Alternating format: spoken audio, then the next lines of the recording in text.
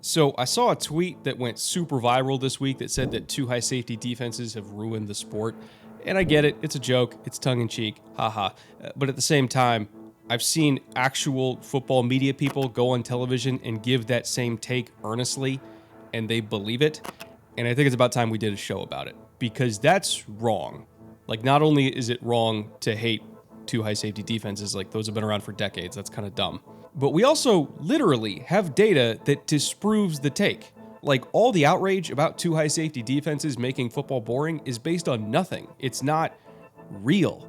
If you go back to 2015, a decade ago, which is right at the tail end of the height of the Legion of Boom Cover 3 era, the average amount of Cover 3 run in the NFL was 26.5% of all coverage snaps. For reference, Seattle led the league that season in Cover 3 usage, because of course they did, all the way up at 52.5%.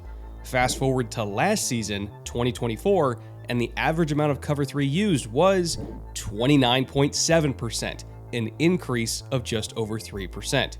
So to that I say, how is it possible that two high safety looks are ruining the sport if the NFL is using one high safety looks more than ever? Like, make it make sense. Ultimately, I think the root cause of this issue, or rather the root cause of people's confusion about this issue, is that a lot of media and fans are conflating lining up in a two high safety look pre-snap with actually running a two high safety defense post-snap.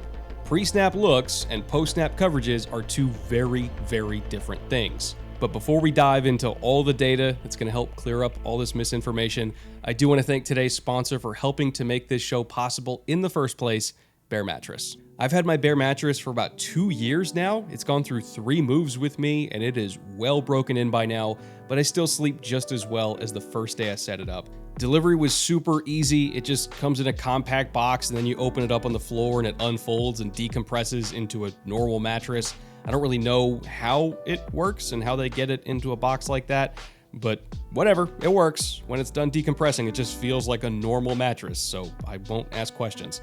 And by the way, Bear also does have a sleep quiz you can take to match you up with the perfect mattress that will somehow get stuffed into a box through witchcraft, I assume. It's going to ask you about your body type and your sleep positioning, and they also have a 120-night sleep trial period as well, so that you can absolutely make sure you love it. I know I do, of course. Bear mattresses are also fiberglass free, and you get free shipping, and you also get a lifetime warranty to boot. So if you're in the market for a new mattress and you want a 40% discount, yes, 40%. Go to bearmattress.com/Brett. That is Brett with 2 T's. I'm not a 1T Brett. I am a 2T Brett. I'm also not Brent. I'm not Bert. I got Bernie a couple times. It's Brett with 2 T's. That's the promo code. BRETT. Bearmattress.com/Brett. Promo code Brett. 40% off.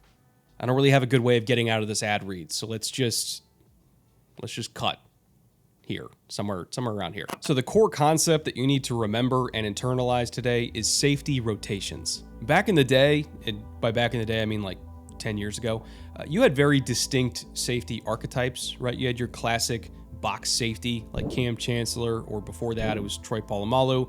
You also had your dedicated free safety that would roam the deep middle like Earl Thomas, or before that, Ed Reed was the classic example. And, they were very distinct roles, distinct body types, distinct skill sets. These days, you don't really have that. It's not box safety and free safety. It's just safety.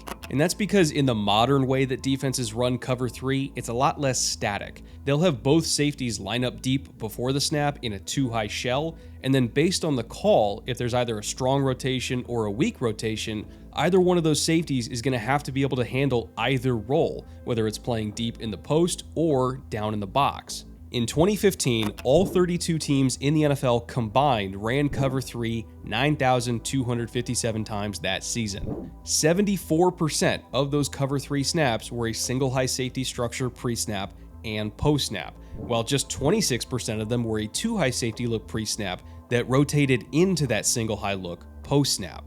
In 2024, however, a decade later, the league has drastically shifted towards the trend of post-snap rotation. Last year, the league ran a combined 12,031 snaps of cover 3, which is a huge increase, obviously, even when accounting for the extra regular season game.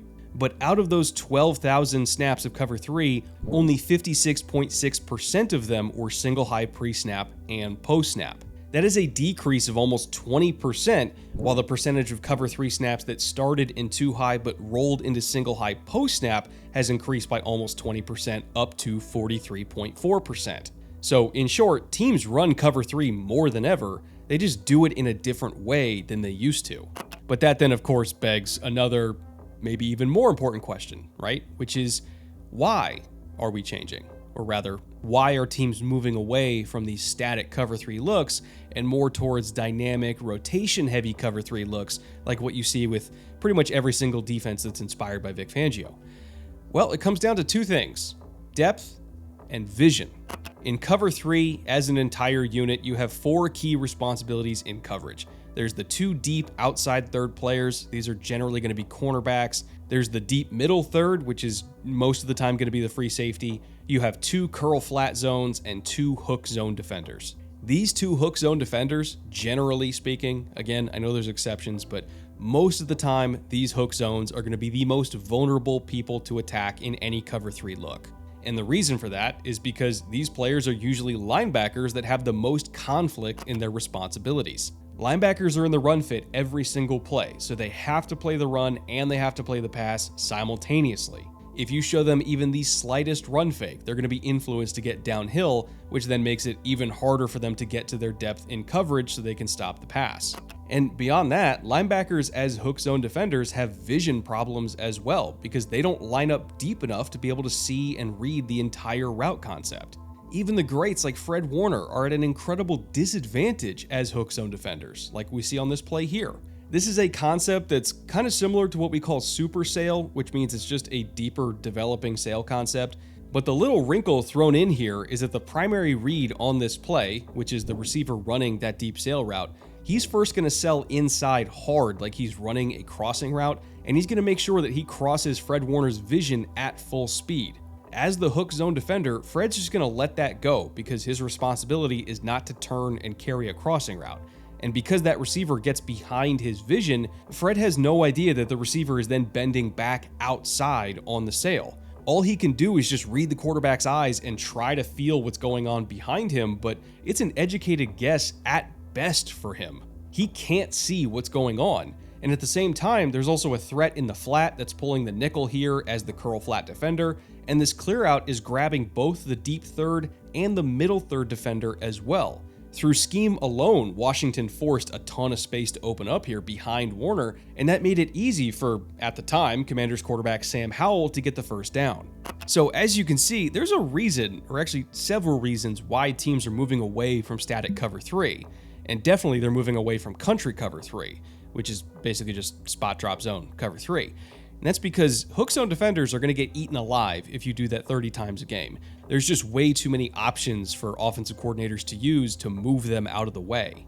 And that brings us back, of course, to the main point of today's show, which is why rotation into cover 3 is becoming more popular. Because if you rotate into cover 3, your hook zone defender doesn't have to be a linebacker. It can be a safety. And here is why that matters. I'll use the Xavier McKinney play from last season as our example because I think McKinney is one of the best safeties in the NFL when it comes to being the all-important hook zone defender. Pre-snap, you've got both these safeties sitting at about 11 to 12 yards deep. In the 49ers example from earlier, as a contrast, you had one at 8 yards deep and the other at 14 yards deep. So it was fairly static and obvious and you knew who was going where. But in this Packers example, pre-snap, you don't really know who's going to be the middle third defender and who's going to be the hook zone defender. Hell, you don't even know that it's cover 3 at all. It looks like it could be quarters pre-snap or maybe even quarter half. And that's the point. Modern defenses don't want to show modern quarterbacks what they're in or else they're just going to get shredded. But for the sake of making my point, I'll just map it out here for you so you know what to look for. You've got the 2 outside deep third defenders again. The field side safety is also rotating to the middle third. The nickel is playing the curl flat. The Mike is the weak hook. McKinney is rotating down to play the strong hook. And you'll have the will linebacker buzzing out to play the other curl flat. The coverage as a whole is referred to as 3 buzz strong because the rotation is to the passing strength of the offensive formation, meaning where the majority of the eligible receivers are. Nick Saban was famous for running his cover 3 looks like this a lot of the time, where he would start out in 2 high looks and then rotate into single high post snap. And McKinney obviously did a lot of that back in the day when he played for Saban at Alabama. But the critical advantage of running cover 3 this way is now your hook zone defender is coming from depth, so he can see everything. He doesn't have to guess, he can just read out the concept and go. The Vikings are also running another kind of tricky variation of a sail concept here, just like the example before, except instead of having the running back be the bait route to the flat and having the tight end be the primary on the sail, they're actually having the tight end go to the flat and the running back is getting vertical out of the backfield to be the primary on the sail. If a linebacker had to cover this and run with this running back, there's a pretty good chance that he would get caught flat-footed while reading it out and Aaron Jones would just dust him for the touchdown. But because McKinney is coming from depth, he has more time to read it and therefore more time to get in position to play the ball. You can see McKinney's eyes here. As soon as Jones releases fast out of the backfield, like there's no check release at all, he is just going, McKinney immediately takes a step back and he gives himself more cushion to assess the situation. From there, with full vision on everything, McKinney sees Darnold's eyes looking right at him and he knows it's go time. McKinney then immediately finds Aaron Jones, and what he sees is Jones hauling ass and getting vertical. That means one thing and one thing only for Xavier. He's got to maintain depth and leverage on this route the entire way until he sees that throwing motion start. As soon as McKinney sees Darnold's hands separate and he starts that throw, he takes a slightly flatter angle than Jones and he attacks the ball as aggressively as he can. And of course, because he's Xavier McKinney, he makes a fantastic catch while getting 2 feet in bounds to secure the pick. This exact play is why rotation is all the rage. You can see it everywhere across the league.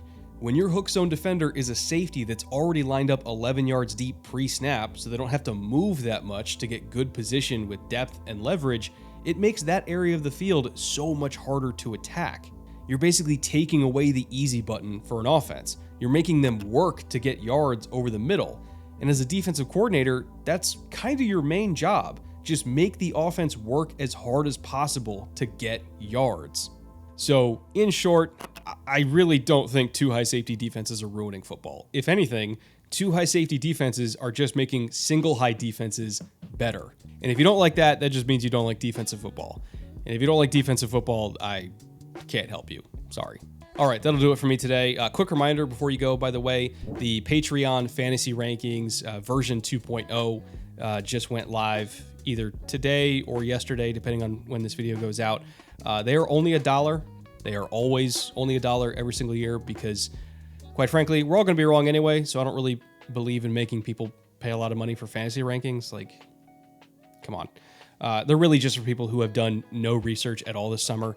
And like, you're just finding out now that Cooper Kupp is on the Seahawks and you're like, what's going on? Like, their rankings for you, right? Like, obviously I'm a degenerate. I do research all summer long, so I put them together. So if you just need something to draft off of this month and you also want to support the channel directly, you can do so on the Patreon with the fantasy rankings.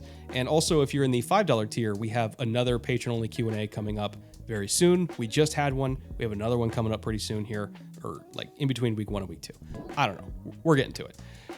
I moved this week. There's been a lot going on. Anyway, I'll be back in a couple days with something else. I don't know what yet. We're going to find out together. So I'll see you then.